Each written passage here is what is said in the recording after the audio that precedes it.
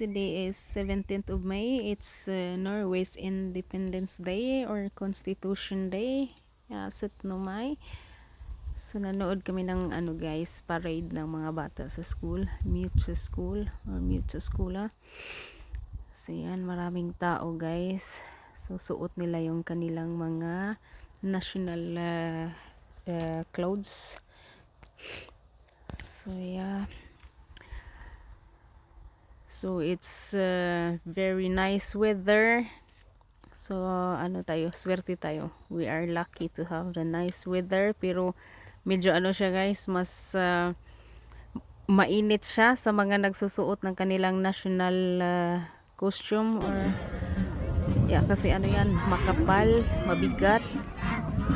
So yeah, pero at least hindi siya maulan at saka malamig. Last year sobrang lamig, grabe. So ngayon is opposite, so maswerte tayo. This week is sobrang ganda ng weather guys.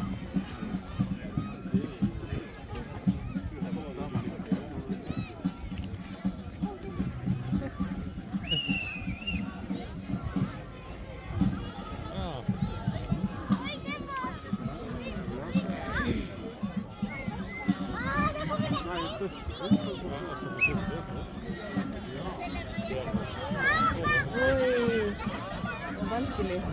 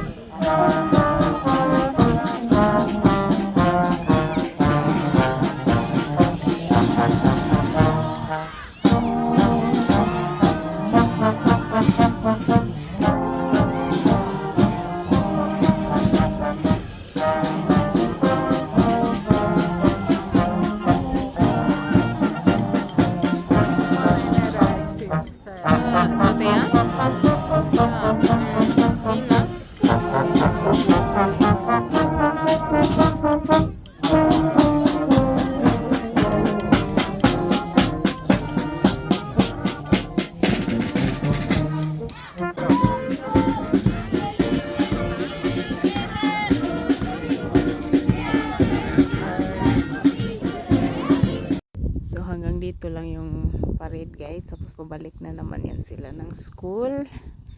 So kami pumunta din ng school kasi may mga activities doon, yung may mga pakuntis yata na mga laro, tapos may kami, tutulong kami doon sa yung parang canteen.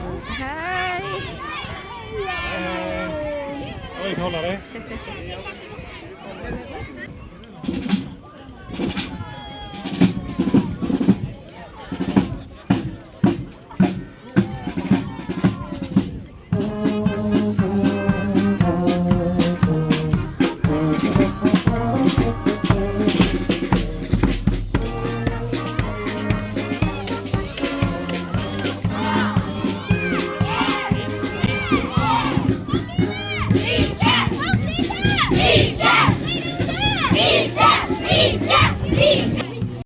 So ayan, nasa school na kami, sa playground nila.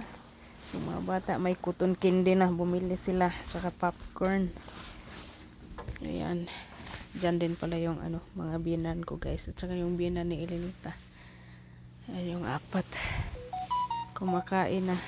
Pag Sutnomay dito guys, or yung ano nila, Independence Day. So, yung mga tao is parang traditional na kumain ng ice cream as much as you want. What are you eating? Ganyan. So, yan. Yung cotton candy nila, ano, puti lang. Walang kulay. This outfit. Hi guys, gratulira may dagin orga di ayo ay. Namakals mi kang Elenita. Sa hang table sitting. Charot. Lami ka to sinina.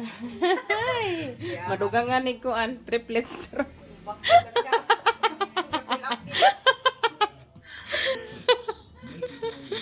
Oh, Ginoo. Wa pa ang grill mat.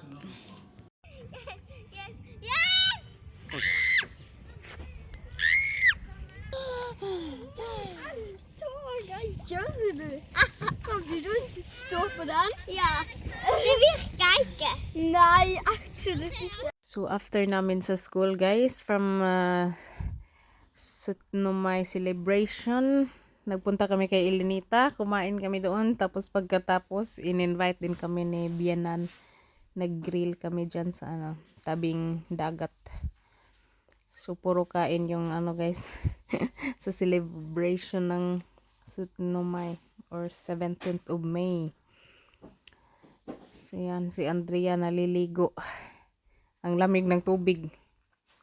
Itong batang to ano talaga matakaw sa ano dagat or kahit sa swimming pool. Gustong gusto niya yan. Yan, so enjoy naman guys yung ano, yung 17th of May. Yan, tapos nangingisda sila. Walang may isa pala kuha yung kapatid ni Chetil. Si Chetil parang apat yata pero nakawala. So kumapit na pero nakawala pa. Det är så hopp ut i sjön och så gör det sånt. Jag ska hoppa. Ja.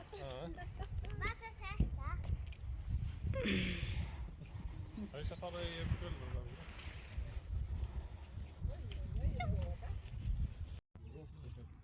Ik halos på krabba. Ja, Ik halos på krabba. Lasse bor här.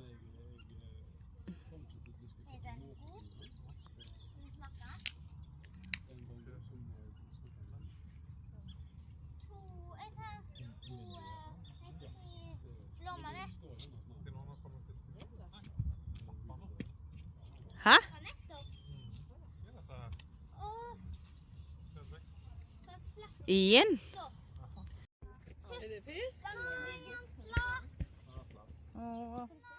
After sa National Day celebration guys, one day after, nag-celebrate kami ng late for Alicia's birthday with Chetel's family. Kasi hindi pa na kami nakapag-invite. So yan. Natapos din sa wakas. So, yeah. Tapos ngayon, nag-edit ako is Monday. So, Tuesday balik tayo sa work. So, saka pumunta tayo dito sa ano cabin namin guys. Hindi pa tapos. Yung tingnan nyo yung paint. Hindi pa siya tapos. Ang dami pang gawain. Sobrang busy talaga. So, tingnan nyo yung ano. Ramslurk daw tawag niyan. Ang amoy ano siya, onion. Yung may mga bulaklak niyan. So, delikado din siyang itanim guys sa garden kasi grabe siyang kumalat. Buong paligid. May mga ganyan na. Pero maganda naman yung bulaklak. So, hi guys. Medyo matagal na tayo hindi nakapag-upload ng video. So, mag-i-edit tayo guys. Yung sa 17th of May. Yeah, today is Monday already. So 17th is last Friday. So nasa hita kami guys. Nasa cabin kami. Work. Pero ako parang gusto ko lang mag-relax. Pagod the past few days. Tapos work na naman bukas. Yung ano natin sipon tsaka ubo hindi pa siya magaling. So yeah, let's edit.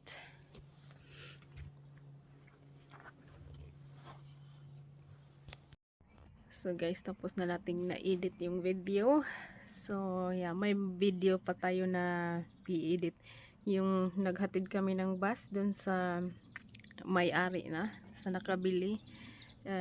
So hinatid namin siya sa Roa. So dun lagpas pa ng Oslo yata yun guys. At saka yeah, nag-Sweden din kami. Kunti yung ano lang, yung parang boundary ng Sweden saka Norway. Pero yung mall na pinuntahan namin is ano na siya, bilong na siya sa Sweden na siya talaga. So lumagpas na kami sa ano, yung sa border. So yun, i-edit natin yun, pero late na nga yung anong mga videos natin guys, kasi wala na talagang time guys. Yung parang yung whole day mo is yung nagtrabaho ka ng 100%, tapos pag uwi magluluto, tapos may activities pa yung mga bata, pag uwi patulogin, parang hindi kasya yung buong araw. So wala na tayong time mag-edit kasi matutulog na naman tayo, maagang magising kinabukasan kasi nga trabaho. So hindi talaga siya madali guys. So hindi ko na nga maintindihan yung katawan ko, parang iwan ko pagod na pagod lagi. Tapos may ano pa tayo, parang trangkaso or ano yan, yung ubo ko, yung sipon, yun, yung katawan ko parang walang energy. So yeah, so keep going lang tayo guys, para naman hindi maano yung ano, ma-demonetize yung ano natin, kasi hindi talaga active sa YouTube. So sa mga nanood, so thank you guys for watching. At hindi tayo active, ang hirap pagsabayin. So yung iba, parang believe ako sa iba na ano, kaya nila kahit may 100% na trabaho tapos nakakapag ano pa YouTube pa, no? So yeah, yun lang guys. Thank you so much for watching. Be safe everyone.